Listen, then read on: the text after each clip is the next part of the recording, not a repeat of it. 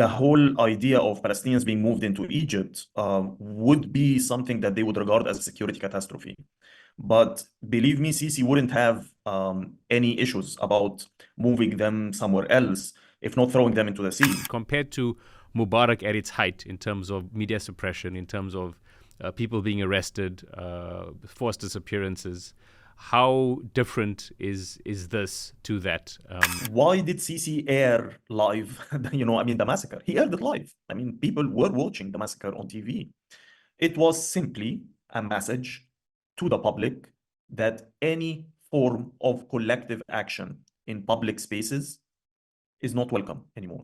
The debt service that Egypt is embarked on, it eats up more than 60% of the government expenditure. Most of the Egyptian youth who get politicized, their gateway into politics is usually via the Palestinian cause. Morsi failed because those who make half a revolution dig their own graves. Hi, good day. Welcome to another episode of Unapologetic. I'm your host, Ishfaq Kareem, and with me today is Hossam el-Hamalawy. Hossam, hi, how are you doing? Not so bad. Thanks for having me. Good. Hossam is a Egyptian activist and journalist and blogger, and we're going to speak to him today because we're trying to understand the situation in Egypt. It's almost been 14 years since Hosni Mubarak was asked to leave in many ways by Omar Suleiman after the whole of Egypt, to a large extent, called for his resignation.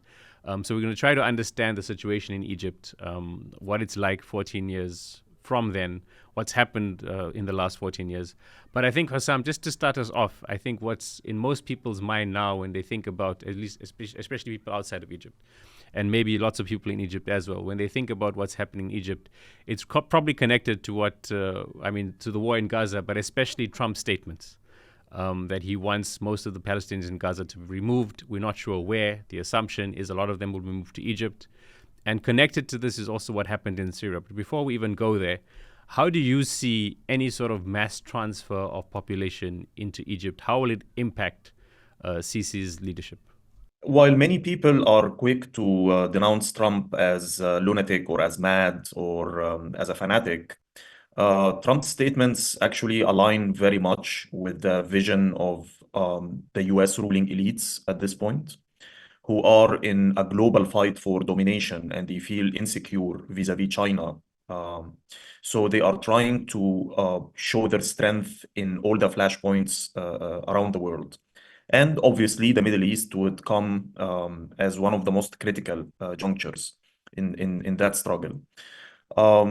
Trump is approaching the issue, maybe using the language of a real estate agent or real estate broker, which kind of resonates with his long trajectory and long business career.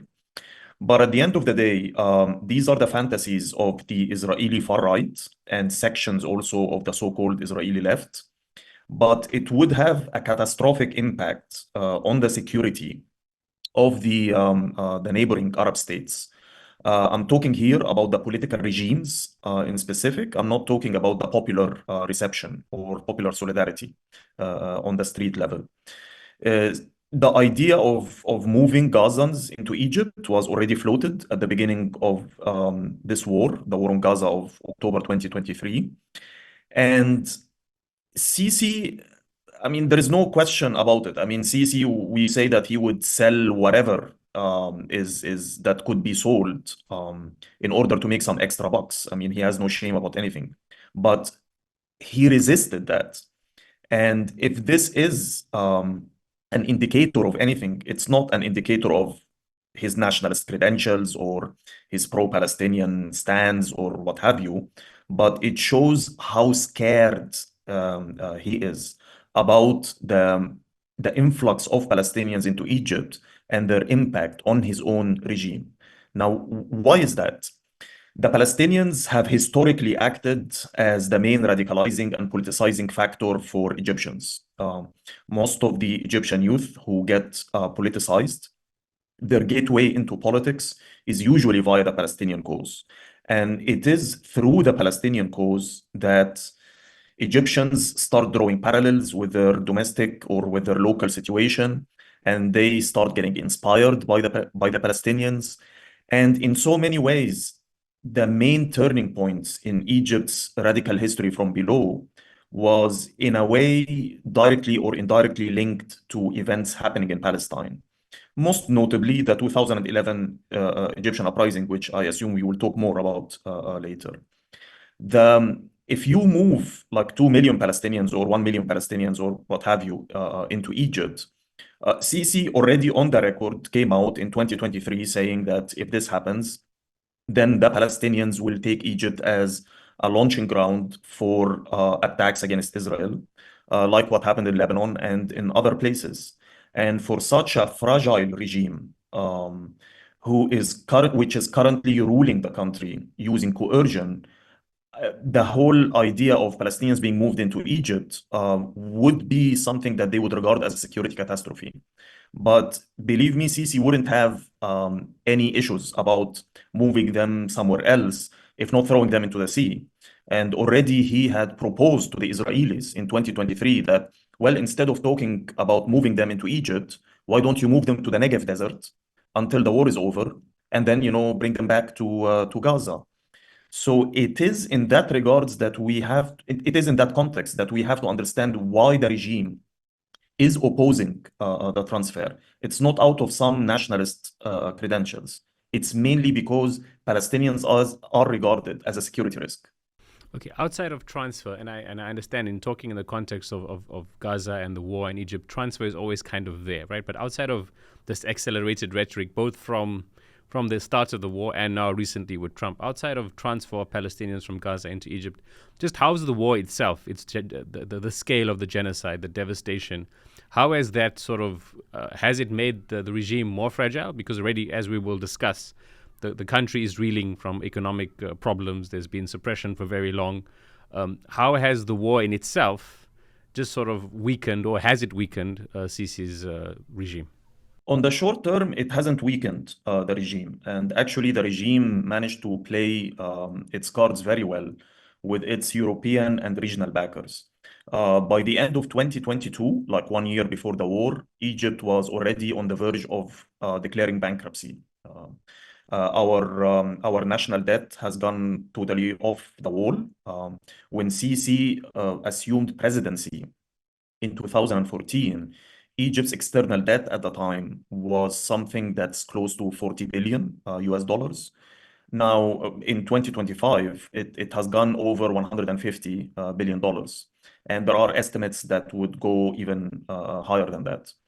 So the regime backers in the UAE and Saudi Arabia, as well as in the Western capitals and in Tel Aviv, they were happy to keep supporting the regime with blank checks following the coup in order to crush the Egyptian revolution and its very much feared domino effect in the region.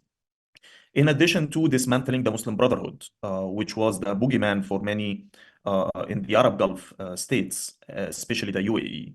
Now, by 2022, already Sisi had finished off the Muslim Brotherhood, had finished off the Islamist insurgency in Sinai, more or less, has crushed the Egyptian revolution, dismantled all dissident organizations in the country.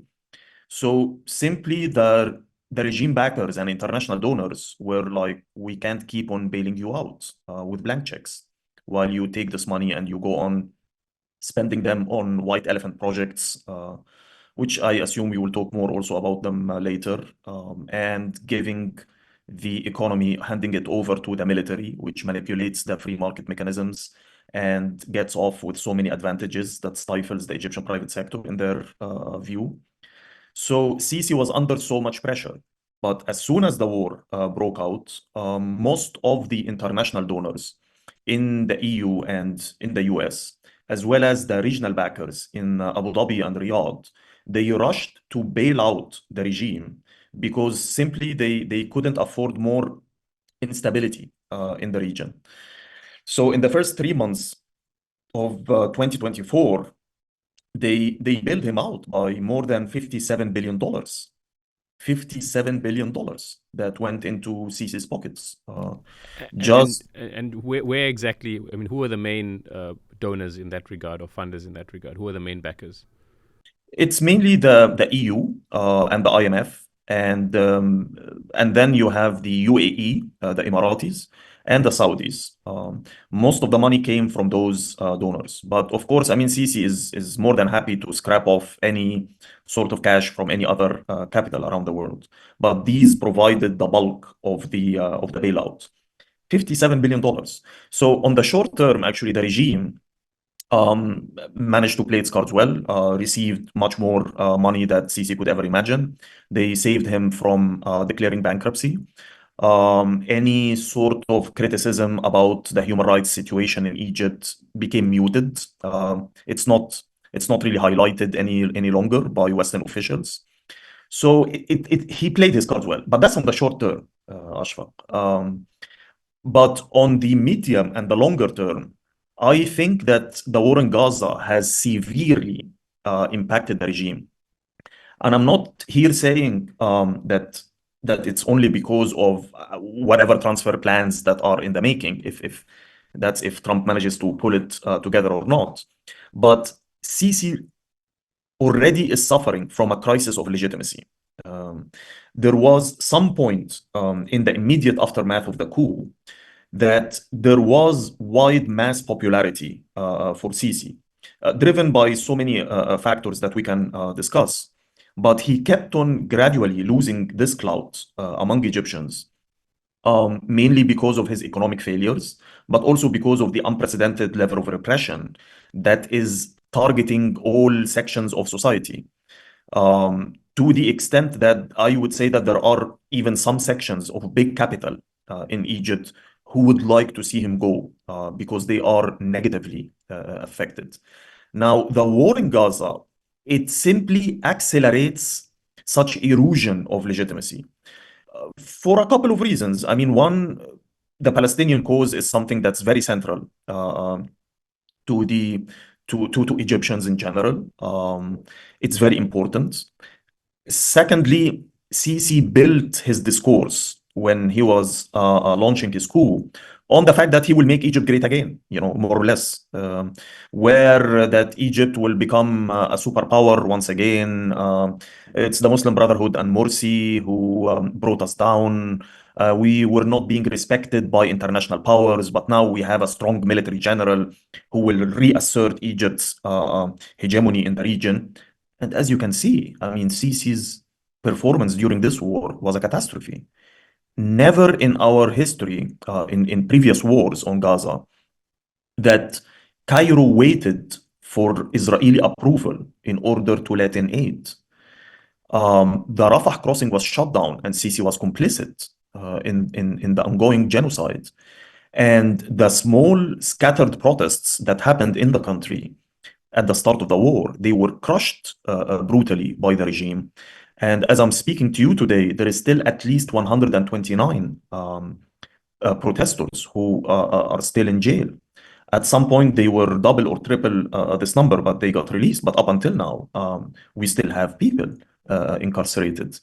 So this definitely has impacted his standing, even if we don't see the consequences of this right away in terms of some rebellion in the streets happening against him. But I would say that this is a step and further accumulation of dissent that will explode at some point in the future. What about Syria? I mean, it was very unpredictable. I mean, in hindsight, it doesn't seem like a surprise. It seems like it's quite obvious that Israel hollowed out Russia. I mean, Russia was in battle in Ukraine, and Israel hollowed out sort of Hezbollah's ability to keep, and Iran's ability to keep Bashar al-Assad in place. And obviously, it's a very different context because Syria has, now it definitely has a semblance of an organized government. But I mean, I wouldn't even go as far as to say 3 months ago that the opposition was organized. But it had entities, armed groups that had formed sort of governance. Egypt's opposition is not the same. It never descended into civil war. But I mean, just Egyptians, especially both inside Egypt and even a lot of your activists and friends and colleagues, both inside who also are in the diaspora, when you saw the rebels take over Damascus, and now it seems like 2 months on that Syria does have hope at potentially a stable society. How does that make Egyptians feel about their prospects and how does it also make the regime feel in terms of their prospects? Support for the Syrian revolution was overwhelming in Egyptian society from the start. There were definitely some points in time when Syria was used as a boogeyman by the regime in order to tell Egyptians, you should not rebel, we should not have disorder, or else we'll end up like Syria, we'll end up like Iraq. And there was a long list of failed states that the regime used to cite all the time. The events in Syria took everyone by surprise, not including myself. Although looking back at it now, it just seems very natural, and it was bound to happen at some point. There was wide jubilation among Egyptians. I could sense that from my contacts on the ground in Egypt, as well as what I see on social media. Um, Among the regime, there was definitely some signs of concern on so many levels. On the one hand, Egyptians were drawing parallels between Bashar and Sisi all the time in the past. And the scenes of Syrians storming in Bashar's prisons and releasing the political prisoners and storming his presidential palaces and bringing out, all the antiquities and, the expensive stuff that's inside. People were drawing parallels between this and what they were hoping to happen in Egypt. And Sisi himself is aware that Egyptians are making these parallels. Already he made these kind of weird, statements out of the blue about, it was, I think, 1 week after Bashar's toppling, where he said that, my hands are not dipped in anyone's blood. I never took what's not mine, and I never took anyone's money. And then last month, during the celebrations of Egyptian Police Day, he addressed the senior police officers and the army officers, and he also made statements along the lines of, "This is the police of Egypt, not mine, not my own police. This is the army of Egypt, not my own army." Because people were drawing parallels and saying that, it's Sisi's army in the same way that this Bashar's army. So the regime was definitely worried. The regime was also very worried. I mean, being a regime that's anti-political Islam, and that constitutes, one of the foundations of this regime, his hostility towards political Islam and any form of Islamism. And the background of the Syrian opposition, which managed to topple Bashar, I mean, we all know. I mean, it came from jihadi groups. And Sisi was very worried, in addition to the government officials, about a potential domino effect of encouraging jihadi activism in the region and jihadi militancy. But having said that, I think that the new Syrian administration, if I can call it this way, Syria's new rulers, they are doing their best in order to calm the fears of the rest of the Arab regimes. They already stated that their country will not be a launching ground of any form of dissent against other countries in the region. There was some Egyptian insurgent who also, I mean, he was based in Syria and was part of the Syrian opposition. And he used to post social media videos that were critical of Sisi and was calling for protests in Egypt. And he got arrested by the Syrian authorities right away, in a clear sign that, we are not here to export our revolution in any sense. So it's not going to be some domino effect of 2011, when one tyrant, whenever he fell, this triggered a revolution and triggered other dominoes in the region to fall. But it's a rock that's thrown in the still waters, after all. And it's a reminder for the ordinary Egyptians that, oh, these guys can fall. People like Bashar can fall. People like Sisi can fall. And to just destroy this taboo and aura, in a way, this is helpful for dissent, even if it's not going to spread right away like 2011. Okay, we're gonna get now. We're gonna go back to 2011 and speak about that. But before I do that, I just want to kind of, because there's many people who see this who are very familiar with Egypt, but there's many who won't. So there's just two questions to sort of set the context. The one is, you live in Berlin now. Like, why is that? What has happened to you that you need to live in Berlin? That, and connected to that question is just what's your like sort of gut instinct of how you've seen the last 14 years go, 14 years ago. But the more important question that I want you to then answer it's not really a question. It's more explain to us, because it's connected and it's why the revolution failed, this relationship between Egyptians and their military and what the military is. Because I think that then allows us to go through why the revolution failed, so as such. But yeah. I left Egypt in 2015, by the end of 2015, 2 years after the coup, because I could see that my turn was coming.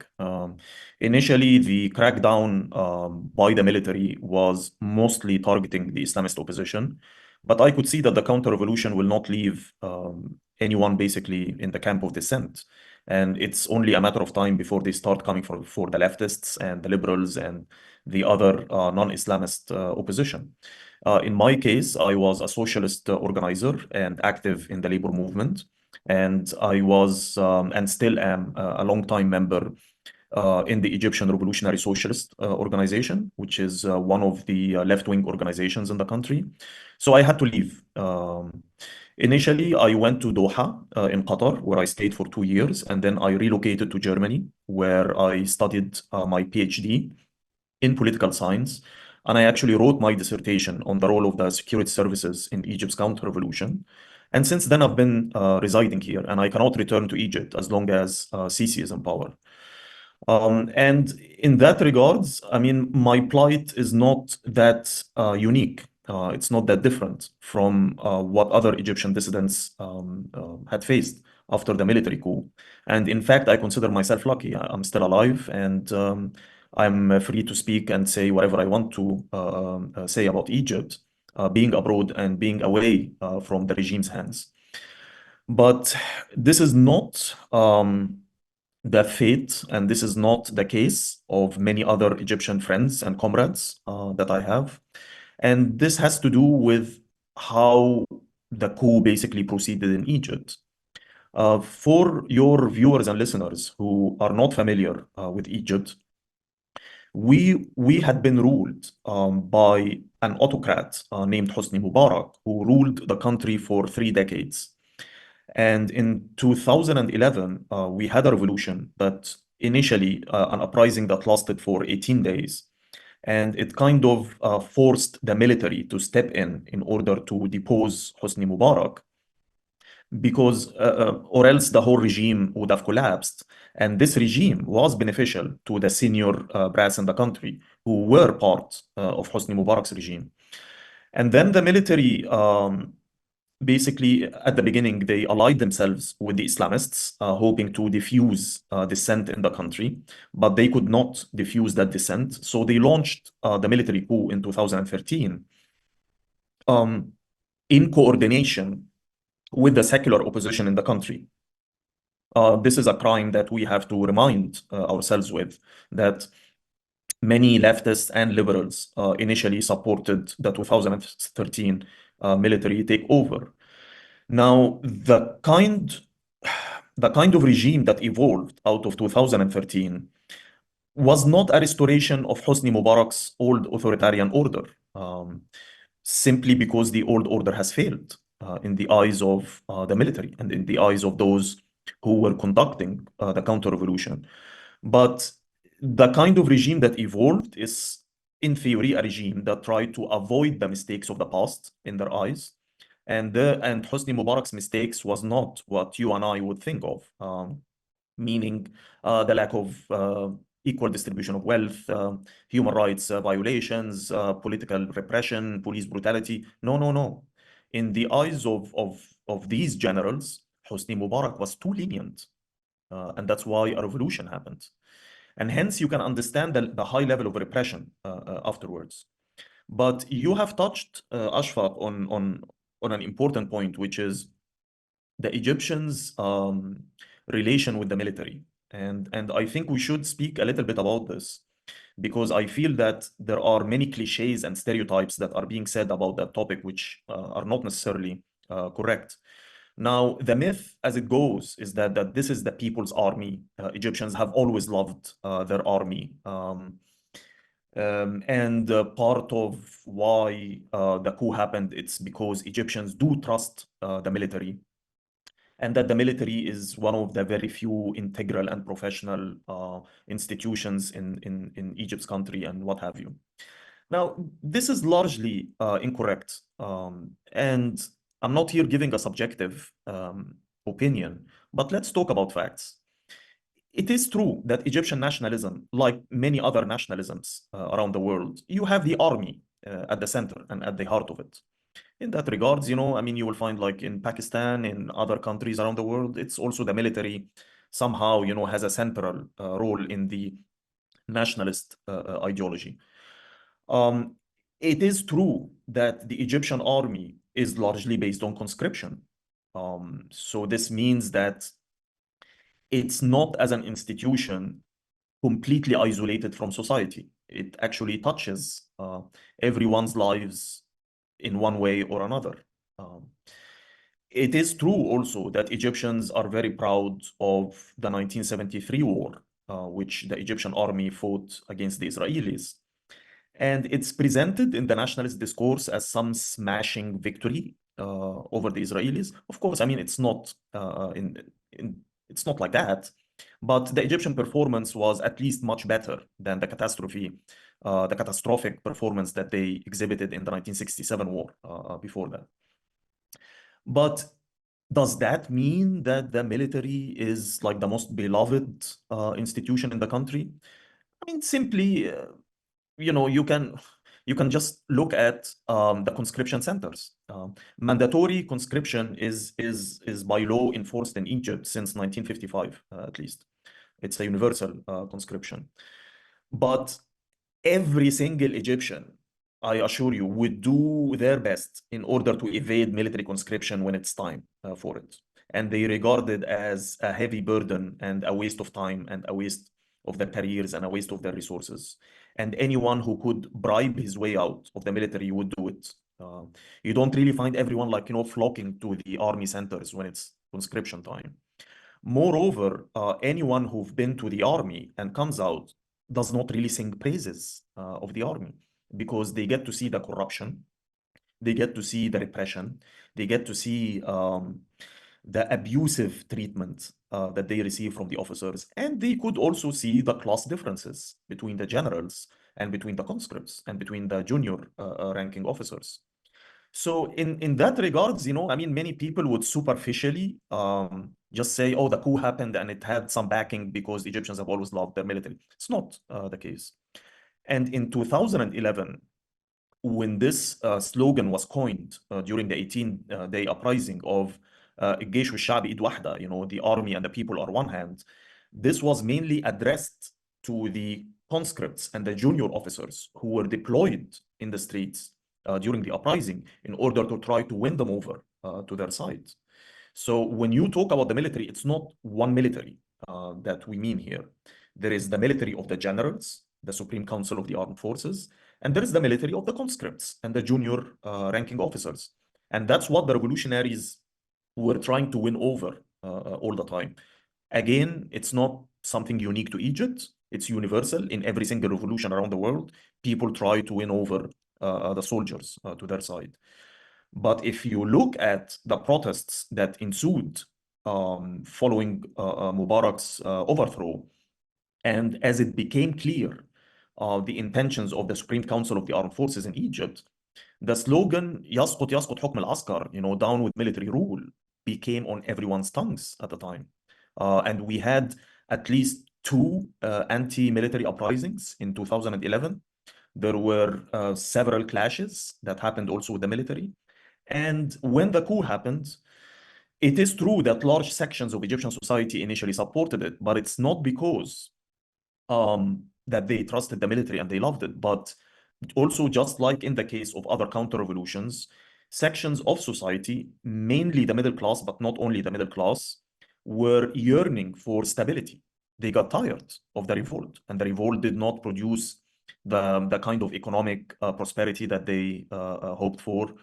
They did not provide for them security. They always felt insecure about whatever change is happening. And no one can live in an unstable situation for that long. So sections of middle society basically took to the streets to crush the revolt. One anecdote from the time, there was this expression that got coined during the revolution of Hizb al-Kanaba, the couch party, in reference to those middle-class families sitting on their couches at home, watching TV in anger, and saying, "Oh, these revolutionaries are like destroying the country. Why are doing this? Why are doing that?" And they don't leave their couches. In the 2013 pro-coup mobilizations, you could see people in Tahrir walking with those couches, carrying those couches.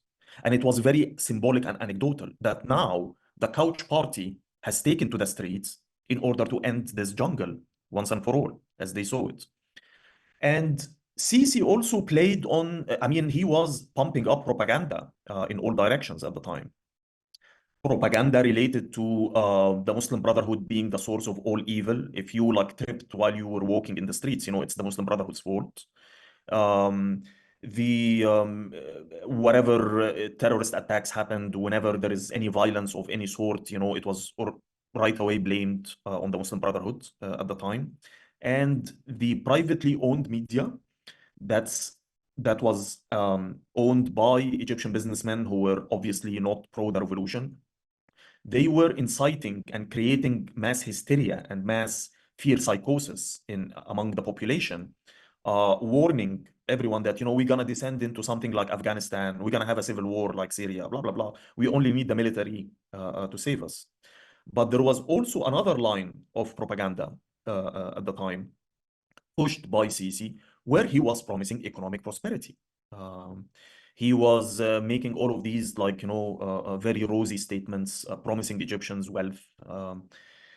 And I could hear conversations at the time, in elevators, among workers who were saying Sisi will fill our pockets with money that much.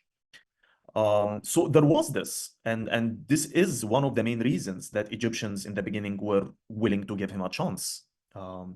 But what happened later was beyond everyone's expectations. We're gonna get into a lot of what happened after that, but I also want to just and I think what we have to discuss also is just how the elite and the military have this relationship, and how the military own clubs and own when I say clubs, these sports clubs, and have areas of the city that are exclusively for them, buildings that are exclusively for them, their own sectors of the economy, and how all of this sort of fomented and it perpetuates inequality in the country along a sort of military class line. But just before that, I think, and there's a lot to speak about, but just briefly, if you could just, in that 2-year period between Mubarak leaving and then eventually the coup occurring and Morsi leaving, right? There's this SCAF rule, and there's a fragile hope that the military will kind of actually allow a free election. There's a hope that the election brings. I guess some people approach the election with skepticism, others don't. The Muslim Brotherhood initially decides to sit out of the election, but then they get involved in the election. And then with the Muslim Brotherhood, again, when Morsi is in charge, there's this hope that they will actually be democratic, and then that kind of fails. And then all of that kind of leads to Sisi's sort of the coup that then brings about Sisi's rule.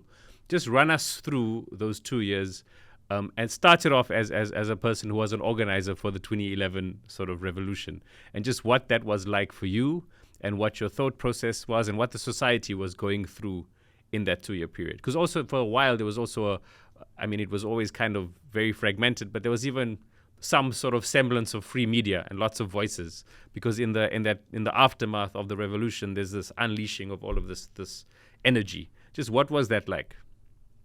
I think you've actually gave a good roundup of what happened, but if I was gonna add, a little bit of details here and there, um, Ashfaq, like most people were obsessed with Tahrir and all international media attention and everyone for very legitimate reasons. Their eyes were on Tahrir.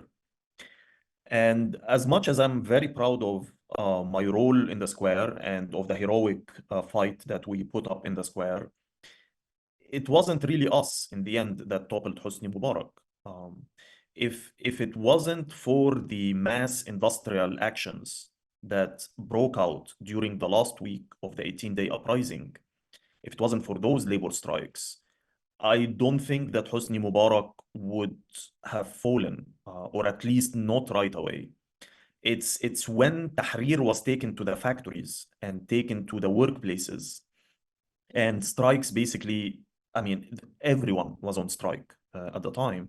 That's when the military generals felt the severity of the crisis and they had to intervene to depose Hosni Mubarak, or else the entire system would have collapsed at the time.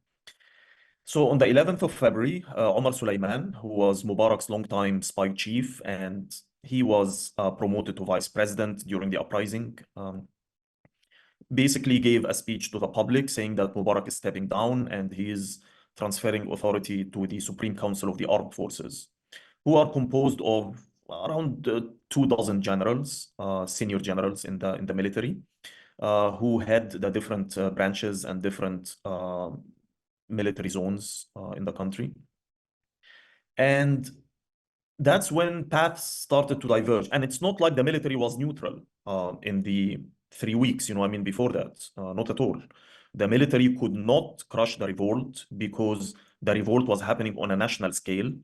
And if you read even like the declassified intelligence reports of the Americans at the time, like those published on the US State Department FOIA section, you will find that, SCAF generals basically telling one another that they cannot guarantee the loyalty of their troops if they are asked to open fire on the protesters.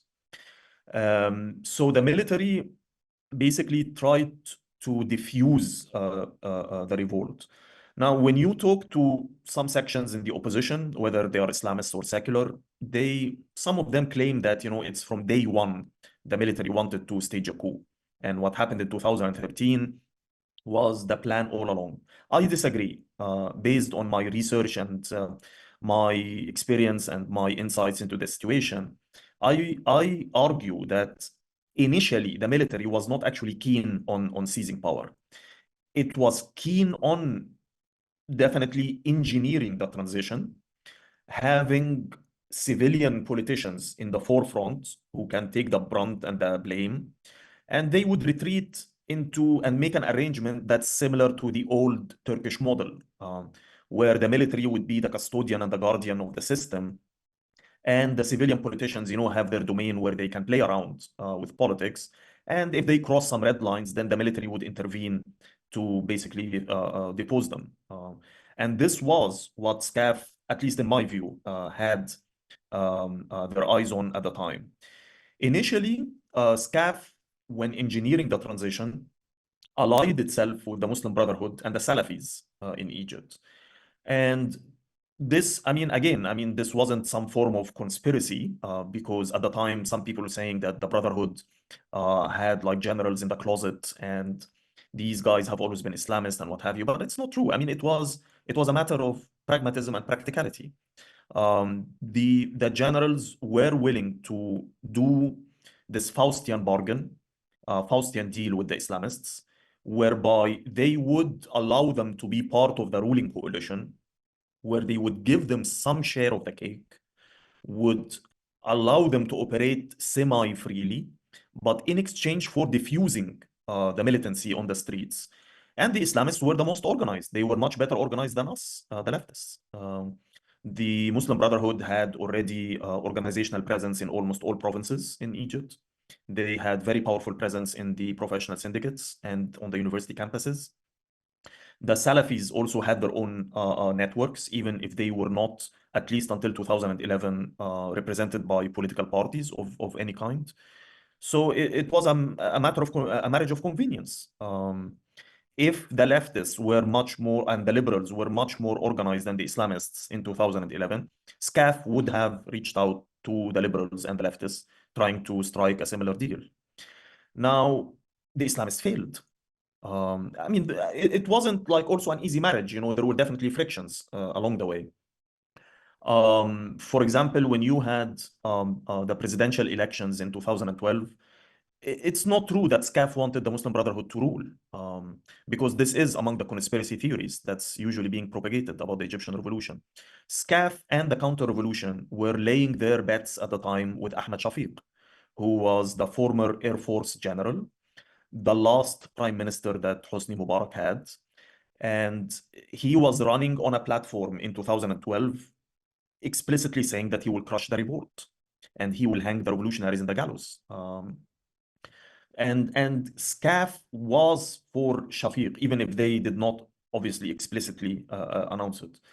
And it was a very close race that ended with Morsi winning roughly 51% of the vote at the time.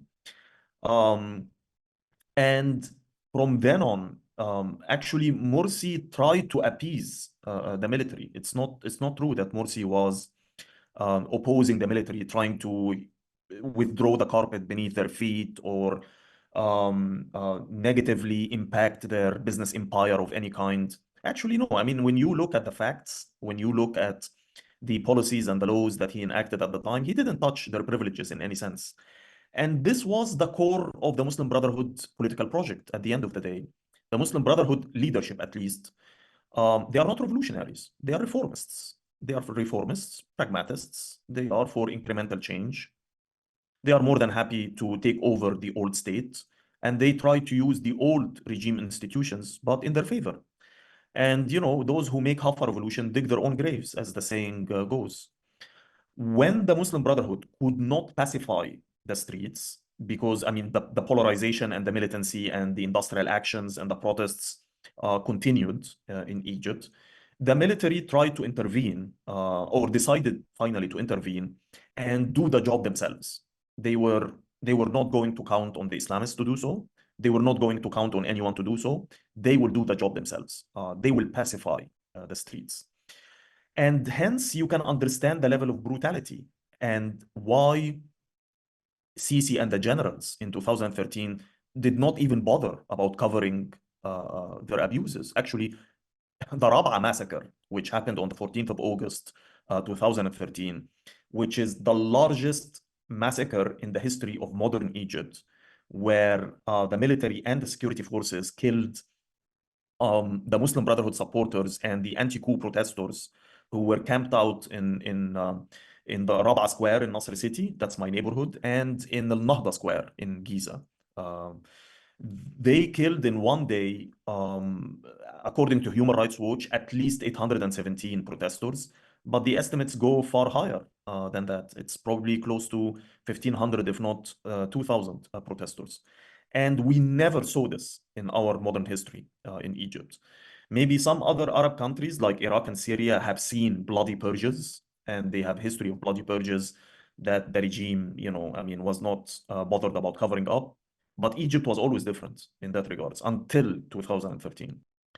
So from July 2013, during the initial 6 or 7 months of the coup, those who died in the violence and the ensuing violence and the counter violence, the estimates go over 3,000 people. That's a huge number with Egyptian standards. We never had it that high. And again, because they were building a new regime or a new republic, like what Sisi dubbed it later. This new republic does not have a social contract of any kind, because usually under the previous regimes, there was always compromises and some bargains. You will support me in exchange for me giving you this. Under Sisi, it's different. The social contract is only blood.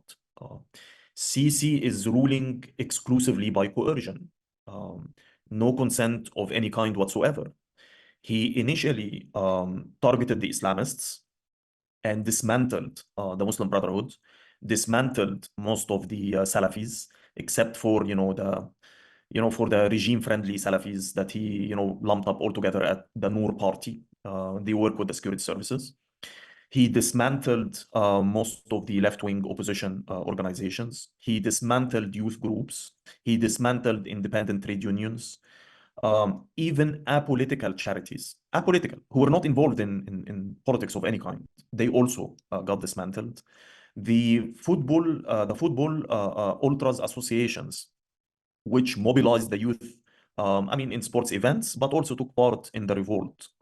They were declared as terrorist entities and they got dismantled. Any structure, any entity, any form of organization that could mobilize people, that could bring together people, was dismantled. And this is the new republic. This is the new regime that we are living under now in Egypt. I mean, I do want to go and speak about sort of what you mentioned earlier, the White Elephant projects, and how inequality has sort of escalated so much because the economy is tanking, but there's still gated communities and being built for many of the elites and for many of Egypt's wealthy. But before we go there, how do you feel? I mean, why did Morsi fail? And to what extent was this about his sort of organic failure by bad policies and sort of the inability of the Muslim Brotherhood to kind of reform and move and gauge the temperature of the society? And how much of it was because of the remnants of the regime sort of sabotaging his rule? And then also, what's the role? What's your take on sort of the role of Saudi Arabia and the UAE and even Israel in that failure? Morsi failed because those who make half a revolution dig their own graves. It's as simple as that. The Muslim Brotherhood, it's a multi-class organization. It's a mammoth organization. It's huge, and it includes different tendencies and different social groups. Um, the base cadres of the Muslim Brotherhood, those who usually come from student backgrounds, from the urban poor, from the working class, and the peasantry. I mean, these were the foot soldiers of the revolution, and they fought shoulder to shoulder with us in the square and in many of the confrontations with the regime. But their leaders, who are definitely much more affluent, and they are leading this organization, they were reformists. They were not revolutionary. And when you try to, when you dance with the devil, the devil does not change. The devil changes you. It's, as the saying goes. They they thought that they could, in a Machiavellian kind of pragmatic style, to use the old state, the old regime institutions in their favor. Uh, like what many other reformist organizations have done in previous revolutions. But you cannot reform really the old order, um, especially especially when there is a revolution that's being fermented in the streets. I mean, if this was 2005 or 2010, even before the revolution, if things were still kind of quiet, even when anger is brewing beneath the surface, maybe the Muslim Brotherhood could have had better chances. Um, their incremental, long-term kind of reform strategy could have brought them some gains, but they were thrown into a crisis with the revolt. Let's remember that on the 25th of January, the Muslim Brotherhood leadership did not endorse the protests. But from day one, Muslim Brotherhood youth, contrary to their organizational directives, were taking part in the revolt. And the Muslim Brotherhood leadership only endorsed the uprising on the Friday of Rage, the 28th of January 2011, when it became clear that whether they like it or not, whether they are part of it or not, there is a revolution that's going to happen. And they have to cling somehow, to it, or else they will be thrown in the trash bin of history. Now, in the square, the Muslim Brotherhood youth, they fought heroically to defend the square, and some of them died in that process, especially during the infamous so-called Battle of the Camel, when the regime sent its supporters on the backs of horses and camels into the square in a medieval kind of dramatic scene in order to disperse the sit-in. And there was, this ignited a serious fight in the square. But while the Muslim Brotherhood youth were defending the square, Morsi and other Muslim Brotherhood leaders were sitting with Omar Suleiman, trying to strike a compromise by which they would disband and withdraw from the square in exchange for some political gains and some early elections. So, and then after Hosni Mubarak's overthrow in February, the Muslim Brotherhood leadership refrained from most of the revolutionary mobilizations at the time. They used the rhetoric of the military in terms of describing anti-military protesters and anti-police protesters as thugs, as paid agents to sabotage the revolution. And I mean, it's over there at their website, I mean, their archived statements. I'm not making this up. In the main confrontations with the military, like the Muhammad Mahmoud uprising in November, Some of their youth did take part in the confrontations and they fought heroically, but their leaders denounced us at the time. So Morsi was doomed to fail because Morsi did not try to confront the military and the police from early on. He actually shielded them. He refused to hold them accountable. He refused to prosecute the generals for what they did. He even brought over figures from the old regime, or left them where they were to continue, their business whatsoever. Morsi tried to court the new liberal elites, not to take any radical social reforms at the time. So the end result is that he made half a revolution and he dug his own grave. Things could have lasted longer for Morsi if, for example, the streets had quieted completely by 2012. But the revolution was still at its zenith at the time. And strikes were only increasing in Egypt, not just political protests. Just to give you an example, according to the statistics by the Egyptian Center for Social and Economic Rights, which is one of the local labor rights NGOs in Egypt, the number of strikes that happened in 2012 alone equals the total number of strikes that happened in Egypt in a decade before it. This just shows you the level of radicalization that was happening. The term radicalization usually has a dirty connotation in the West, because radical mean like, you're some like jihadi terrorist. No, I'm talking here about different kind of radicalism. I'm talking about people taking matters into their own hands, trying to achieve social liberation. Morsi did not support such mobilizations. And actually, the Interior Ministry under Morsi oversaw a number of massacres, including the infamous Port Said prison massacre in January 2023. You had labor strikes that were crushed by unleashing police dogs on the strikers, a tactic that we never saw under Hosni Mubarak, but we saw it in Alexandria in 2013 before the coup under Morsi.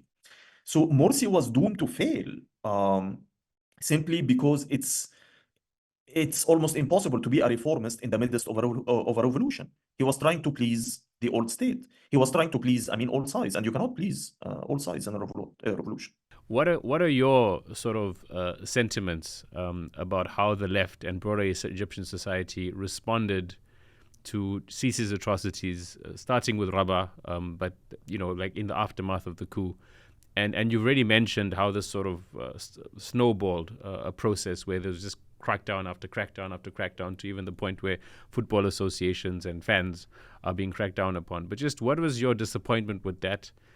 And how has it now led to the situation where for a decade, Egypt has probably been in the grips of a dictatorship unlike anything else it's seen in its modern history? The leftists and the liberals who were part of the so-called National Salvation Front that was formed by the end of 2012 and led the 30th of June 2013 mobilizations, they are complicit. They are complicit, and they have a share, not little share, to blame for what happened later. And what really aches my heart is that I don't think any of them have made a serious revision looking back at their positions back in 2013. And I'm afraid that if this scenario happens again, they will repeat their catastrophic stance in one way or another. Just to familiarize your listeners and viewers who may not know what happened, although the liberals and the leftists were actually radicalized in 2011 and they were against the Supreme Council of the Armed Forces at a time when the army and the Islamists were in the same bed. Starting from 2013, the army reached out privately to them, to many of their leaders, especially those in the National Salvation Front, and more or less coordinated with them the protests that happened on the 30th of June 2013. And I don't think that they envisioned what will follow later that carefully. I think they were, or at least most of them, were naively thinking that the army will stand by them, but then somehow hold early elections and give them power after the army finishes off the Muslim Brotherhood. And hence they endorsed the military. They endorsed the coup on the 3rd of July 2013. The initial massacres that happened even before Rabaa saw them towing the line, or at least most of them towed the official line that, either that it didn't happen or it's the Muslim Brotherhood supporters who brought it upon themselves. And more disgracefully, 1 week before the Rabaa massacre, virtually all of the Egyptian leftist organizations, except for the organization that I belong to, the Egyptian Revolutionary Socialists, all of them signed a statement titled Ayn al-Fad, where is the suspension? Where they were blaming, they were criticizing the post-coup cabinet for, you promised us to suspend the Rabaa and the Nahda sit-ins. Why haven't you suspended it up until now? Why are you leading those? Why are you leaving those fascist terrorist gatherings happening in the country at the time? I'm talking here about virtually all of the leftists and the Nasserist organizations in the country, except for mine at the time. So they are, of course, complicit. They enabled this to happen. They cheered the massacres initially. But the natural outcome of this is that, the military, which got baptized in blood in those massacres, went on to crush everyone, including those who helped Sisi to reach the throne in the first place. Okay, I mean, I've mentioned this before, but I want to speak now about two things. So the one is just Egyptian society and income inequality, and just give us a sense of just what Egyptian society is like, because I lived in Egypt a long time ago in 2008, but I haven't been there since. But I hear from people who go in all the time that there's parts of Cairo which are developed, are very nice. There's new cities springing up all over the place. There's these big mega projects. Yet all the economic indicators show the Egyptian pound is basically worthless. Egypt has spiraling debt, and there is definitely a problem of massive income inequality. Unemployment is rising, and the poor seem to be taking a very big hit. So what is that like? And then the second part, and you don't have to answer it now, you can come back to it. But the second thing I want to understand is just compared to Mubarak at its height in terms of media suppression, in terms of people being arrested, forced disappearances. How different is this to that? And I mean, I'm guessing the answer is worse, but just give us some anecdotes that kind of can give light on that. Egypt, like many other countries which started industrialization and capitalist transformation very late and under colonialist rule, was always suffering from this combined and uneven development, meaning you found pockets in the country that you could compare to any Western capital, but few yards away from that pocket, you will find people who are still living almost under a mode of production that goes back to feudal times. So you always had Zamalek, the posh neighborhood beside it, Meet Oba. You always had Muhansin, and then you had Imbaba. You always found these stark differences all throughout the country. You walk in the streets of Egypt, you will find the Mercedes and the BMWs, but walking on the same lane with the donkey cart. You will find an electronics factory that's producing tech as advanced as anywhere else in the world. But few meters away, you will find a peasant still using the shadoof, which the ancient Egyptians used in order to transfer water from the Nile to his plot of land. So you always had this combined and uneven development in the country. Different successive regimes that came after the 1952 military coup This is the military coup that founded the modern Egyptian Republic. Try to address those inequalities in one way or another. But what we ended up with was, I mean, at least on the eve of the revolution, a ruling class that's composed of like senior bureaucrats in the state, as well as neoliberal businessmen who gathered around Gamal Mubarak, the president's son, and the sons and daughters of the three officers who carried out the 1952 coup. I mean, they became the new ruling elites, the new ruling businessmen, more or less. So you had this ruling coalition that existed, and Mubarak had started our neoliberal transition back in 1991, declaring, implementing the so-called ERSAP, the Economic Reform and Structural Adjustment Program, in collaboration with the IMF and the World Bank. And this was, Ashfaq, the same year that Egypt started its war on terror.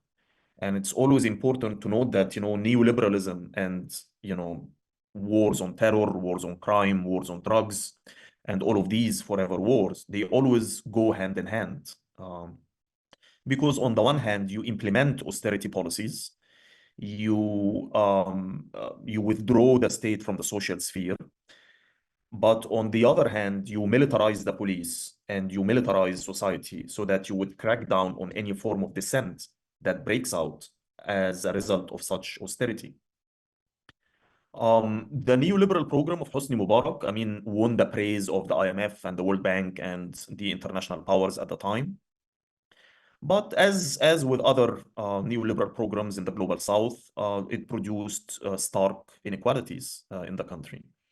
And one of the main reasons that this revolution happened was the outbreak of the labor strikes in Egypt, starting from the year 2006, that went on to pave the road to the 2011 uprising. These were part of the longest and most sustained wave of strike action Egypt had witnessed since 1946.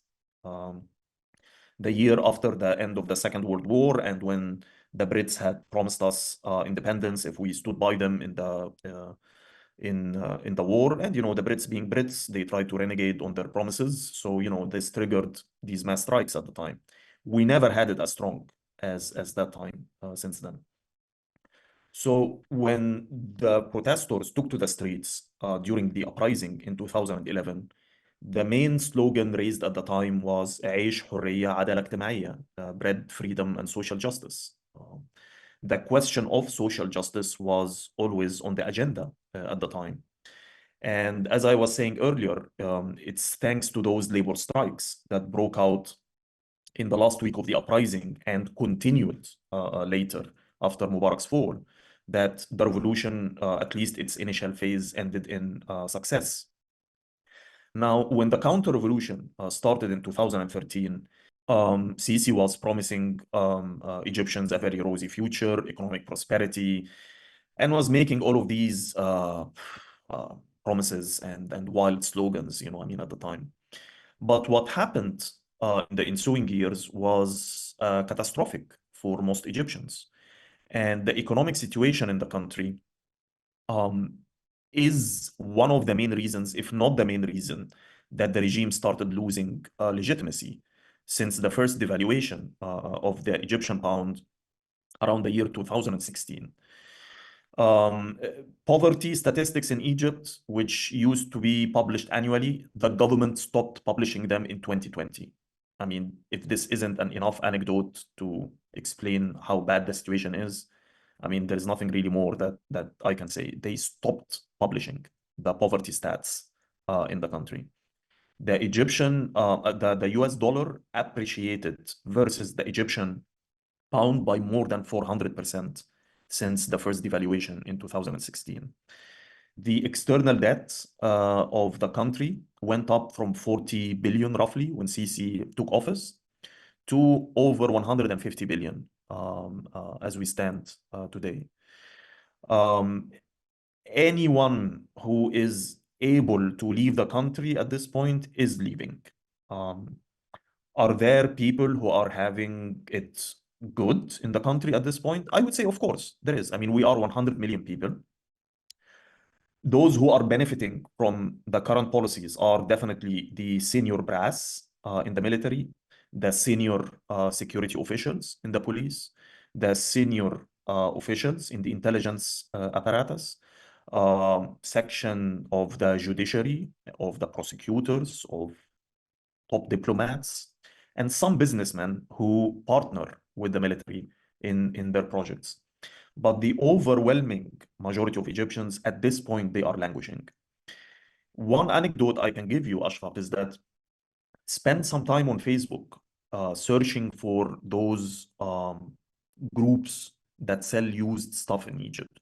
You will find like increasing numbers of upper middle class Egyptians who are selling their furniture, who are selling their tablecloth, they are selling, their jewelry, everyone is trying to raise cash at this point. Our health sector has collapsed more or less, and Egyptian doctors are fleeing out of the country. Education in Egypt, I mean, at this point, they are spending roughly from 1.5 to only 1.7% of the government expenditure. It's nothing. Now, where is all of this money that Sisi is getting from abroad, I mean, going? They are being spent on white elephant projects, like the one that he's building in the new administrative capital, that has like the tallest tower in Africa, the biggest, I don't know, bridge and what, and this and that. They are obsessed about getting into Guinness records at any expense. Egypt is among the world's top arms importers at this point also. And Sisi is using the arms purchases as a way of diplomacy, whereby I buy arms from you and you hush up about my human rights situation. He did this with France, with Germany, and with many other countries. So definitely, I mean, at this point, we are in a severe economic situation, and I don't think that there is any escape out of it, except him receiving one bailout after the other, because at least for now, Egypt is too big to fail for the regional and the international powers. Regarding repression, what you said is true. Definitely under Hosni Mubarak, I mean, Mubarak was not some human rights activist, although he would appear as one compared to Abdel Fattah Sisi. I was detained and tortured under Hosni Mubarak for organizing protests at the time. Tens of thousands of other Egyptian activists passed through Hosni Mubarak's torture dungeons. And it wasn't just activists. Police brutality in Egypt became so endemic that most of its victims on the eve of the revolution, they were not even political of any kind. Torture was being used by the police as a standard practice for social control in a fashion that very much resembles a colonial occupation power at the end of the day. And I mean, let's not forget that the trigger for the uprising, the trigger for the 2011 revolution was police brutality. The murder of an Egyptian middle-class young man in Alexandria by the name Khalid Said. But all of this would sound like a paradise compared to what we saw after 2013. And this Ashfaq is once again not only because Sisi's ruthless personality and his psychotic kind of character, which he sees himself as God sent to save the country. I mean, these are things that he said on the record. It's not like, I'm making this up. He gets dreams and visions, that he acts upon later. He believes that, he is some form of a messiah that got sent to save the country. He believes that he talks with God and God, speaks back to him. And, I mean, all autocrats are bad, but some autocrats who are believers, they are really bad. It's one thing, when you are Hosni Mubarak and you know that you're an autocrat and you know that you're a thief and you know that you're corrupt, but you're just there trying to make a living, basically. There's a difference between that and someone who believes that he is some sort of a prophet, like Sisi. These psychotic autocrats are usually much more dangerous, and they don't give up power, I mean, easily at all. And history is full of those bloody rulers. But the repression is not only because of his character, it's because of the nature of the regime. Hosni Mubarak used to manage dissent. Um, Before sending in his security forces to squash dissidents, before sending in his state security police to arrest and kidnap and torture the opposition, there was like a constellation, there was a big network of civil society and political institutions that Hosni Mubarak used to outsource policing of society to, and they would act as a buffer between society and the state before Mubarak was forced to send in his troops. So, I mean, let me give you an example. If atrocities are flaring in Palestine, and Mubarak knows this will ignite anger in society, and there will be protests and riots, he had the Muslim Brotherhood. Even when Mubarak hated the brothers, he could count on them to organize protests that will not leave the university campuses, that will not leave the professional syndicate headquarters, that will not leave the mosques, that will not chant against Hosni Mubarak, that will not clash with the police. And in a way, these protests would diffuse the anger and the militancy in society before sending in the troops to squash a protest. If there is some economic crisis and prices are rising, inflation is soaring, and there is so much anger in society, Mubarak had the Salafis who could take on the mimbars in the Friday ceremonies in the mosques and would blame the economic situation on a crisis in morals in society. Or they say it's the Christians' fault, or the Shia's fault, or, whoever's fault, anyone other than the regime, so as to divert the anger somewhere else before sending in the troops to squash economic triggered riots. I can go on and giving examples like this, I mean, forever, but these are the kind of institutions that shielded the regime of Hosni Mubarak and gave him a lifeline for 3 decades. But it is that exact formula that Sisi and the generals blamed for the revolution. A revolution does not bring the old order because the old order has failed.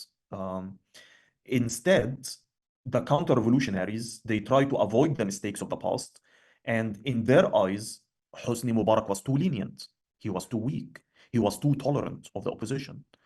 So this high level of repression that we saw after the coup, on the one hand, it's because he wanted to send in a message to the public that no collective action would be allowed. But on the other hand, Sisi destroyed completely Egypt's civil society and political institutions because he saw them as the reason for the almost collapse of the state in 2011. So he dismantled the Islamist opposition. He dismantled the leftist opposition, dismantled youth groups, apolitical charities, trade unions, and even the old institutions of the regime itself. And hence, you know that Egypt, since 2013 up until today, we don't have local councils. We don't have municipalities. They are not there. It's because we don't have a ruling political party any longer. So you have the state whose organs have been cannibalized by the military and by the police and the intelligence apparatus. And this militarized state is ruling over society on a daily basis, micromanaging all of its details. When you are a hammer, you see everything as a nail, as the saying goes. And when you are a military general, you see everything as a battlefield around you. So these guys do not manage dissent. They eradicate dissent. They destroy dissent from its cradle. You have the officers class micromanaging society on a daily basis, even bypassing civilian institutions, which they despise, which they think it's unprofessional, which they think it's inefficient. And for them, They have this militarized vision of how society should function, more or less. It's a quasi-fascist vision, more or less. And this explains this kind of unprecedented level of repression that we see in Egypt. There is no level of consent whatsoever. Sisi is only ruling by coercion at this point.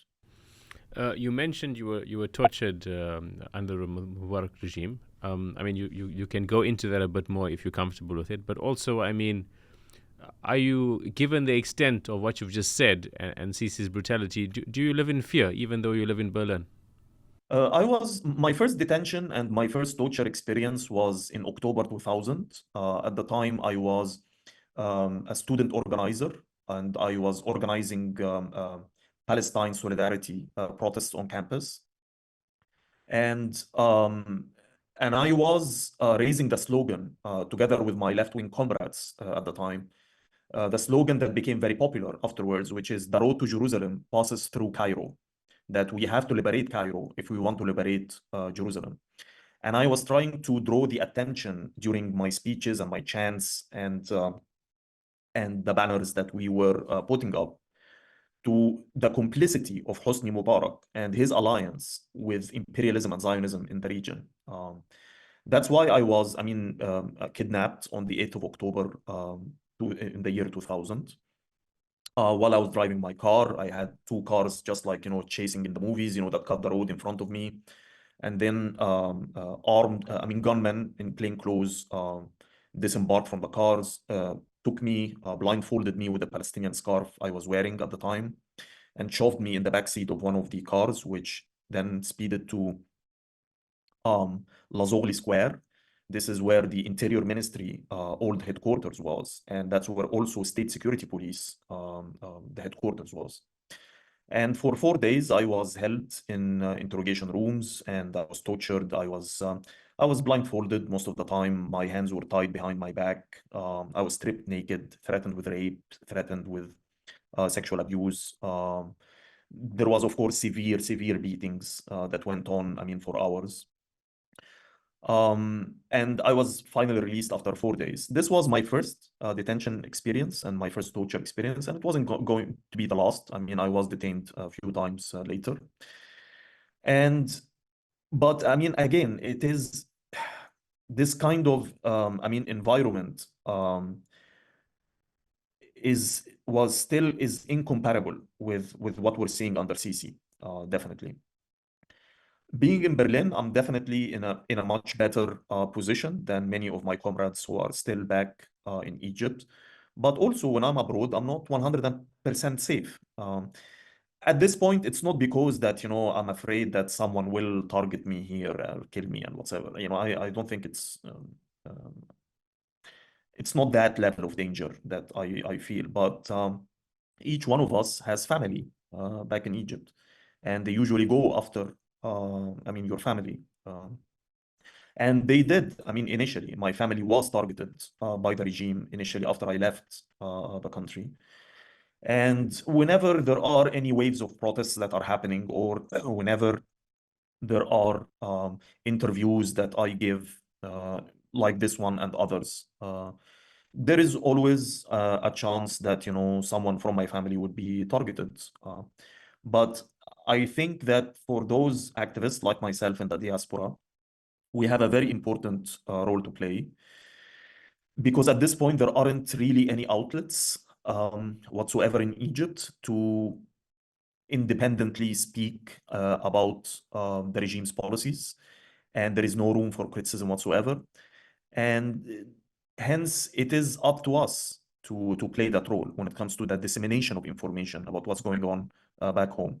In addition to the usual forms of activism that a diaspora would be involved in, like organizing protests in front of the embassy here in the countries where we're based, lobbying the respective governments that of the countries that we're living in order to pressure them to stop the economic and mainly the security and the military cooperation with the Egyptian regime. It's these kind of things that we're involved in mainly, but definitely there is always a price to pay. You've mentioned, I mean, it's kind of been a theme throughout the discussion that the state is very fragile.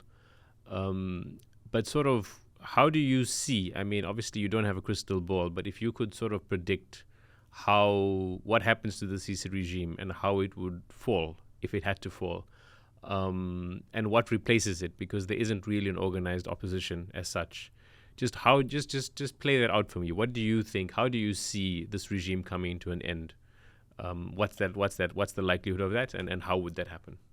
As much as this regime is ruthless, but it's a house of cards.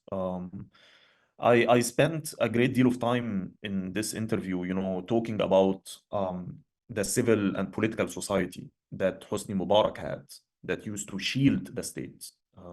It played two functions. On the one hand, it shielded society from a very intrusive intervention of the state apparatus, but it also shielded the state from any real social explosions or militant dissent in the country.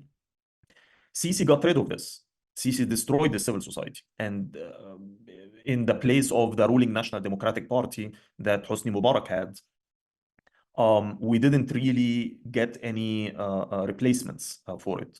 Now, this ruling National Democratic Party was not just a group of thugs. They were bureaucrats who inherited Nasser's Arab Socialist Union of the 1960s. They were the creme de la creme of the bureaucratic experience. They knew how to mobilize. They knew how to enforce state's hegemony. But also, they acted as a conflict resolution mechanism, meaning if you, Ashfaq, were in some neighborhoods and you had problems with the state, before you go in front of some police station and you set yourself on fire or throw at them, Molotovs or organize a protest whatsoever, you will first go to the ruling National Democratic Party local guy and talk with him about solving your own problem. And this guy can resolve this conflict before it escalates. I'm giving you a very hypothetical example, but you can go on, along that line. Many political and social problems used to get diffused by those guys, from the cradle. We don't have that any longer. You don't have it. And you don't have local councils. You don't have people who are like operating this bureaucracy machine on a daily basis. Now, if you're living in some neighborhood and your street lamp is not working, there is no municipality to go to. You have to go to the minister at this point. So it's this toxic kind of formula that Sisi, ironically, is the victim of his own success. He set out from early on to destroy Egypt's civil society and political institutions and just have a crude, direct military imposed order, and this was going well for him as long as, money was flowing in from everyone who wanted to see the revolution being crushed and who wanted to see the Ikhwan, the Muslim Brotherhood, being destroyed. Well, okay, he succeeded. Why should we keep on giving you, money? Now, this kind of bailout that happened in 2024 with more than $57 billion, Ashraf, this money has evaporated now. It's gone, and Sisi is borrowing even more. The debt service that, Egypt is embarked on, it eats up more than 60% of the government expenditure at this point. It's a failed state at this point. So I don't see the regional backers, meaning the UAE and Saudi Arabia in specific, who are like, they are like the two spearheads of the Arab counter-revolution in general. I don't see them like, even capable of keep on paying this money, every single year.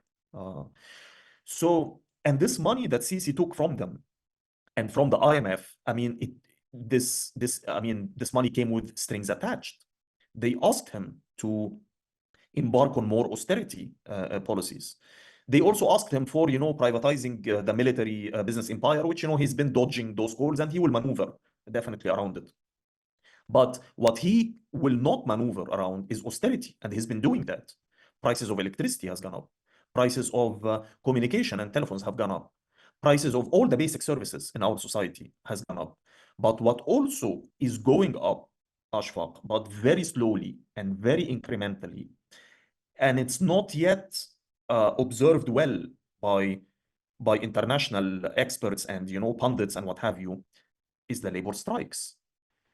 As I'm talking to you, labor strikes in Egypt are rising very slowly. They are not on the same scale as those pre-2011, like what we saw in the 2006 winter of labor discontent or the ensuing years. Definitely no, I'm not talking about that. But these strikes are increasing slowly over the past couple of years. In January, just last January, according to my labor sources, from 20 to 30,000 Egyptian workers went on strike at some point or went on a labor protest at some point. That's huge. That's a huge number when you think about it. Especially that, we can't even mobilize a protest of 20 people in downtown Cairo. But here you had from 20,000 to 30,000 workers.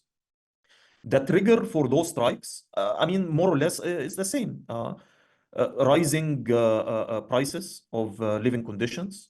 Their salaries, cannot meet their basic needs at this point. So they are demanding salary raises. You ask me, how do I envision the end of this regime? This regime is very fragile at this point, but what will happen is some form of a social spontaneous explosion at some point. Maybe while the two of us are talking now, some corpse will come out of some police station because of torture. So the families, and the residents of the neighborhood, they start gathering, they start throwing rocks, the police fires back, blah, blah, blah, blah, and then, it explodes into something big. Maybe those strikes that are spontaneous and happening in a wildcat fashion here and there, at some point, they will become generalized into some mass strike action. An action which people like myself, will not be influencing in any sense, unlike the pre-2011 case, because Sisi has destroyed most of our organizations. But he cannot keep this situation like this forever. So even when there is a very slight also revival of political activism, but it's definitely not even compared to what we had in the 1990s, in a parallel direction, there is this spontaneous social protests that are happening. Some signs that tells you what the mood is like in society, you can look at very small political battles that happened in the past couple of years to see where we're heading. For example, in December 2022, for the first time in probably since the coup, the lawyers in Egypt organized national protests in every single province. And the trigger was some law at the time that they deemed unjust when it comes to taxation. But the syndicate, who's run by a pro-regime guy, was forced to endorse those protests under heavy pressure. And then the regime arrested 4 lawyers in January 2023. So the lawyers went on a national strike for 1 day, after which the regime immediately released those 4 lawyers. 2 months later, in March, a left-wing candidate managed to defeat the state-backed candidate and took over the presidency of Egypt's press syndicate in what was conceived at the time as the biggest political defeat for the regime since the coup. This is unprecedented. And even the entire board of the press syndicate was changed, and instead of the old pro-regime members, the journalists actually managed to elect independent or dissident members.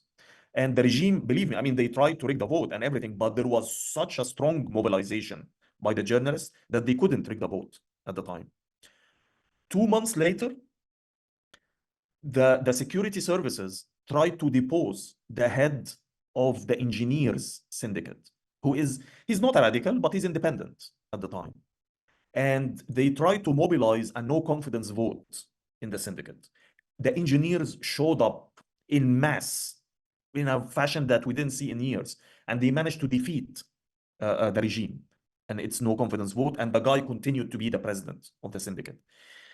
I can go on listing these like small political battles that are happening here and there. They are not something major, like, for example, you have a presidential election and Sisi, for example, got defeated. It's not major, like, we have a parliamentary election and suddenly the opposition swept the parliament. It's not like that, but we have small political battles.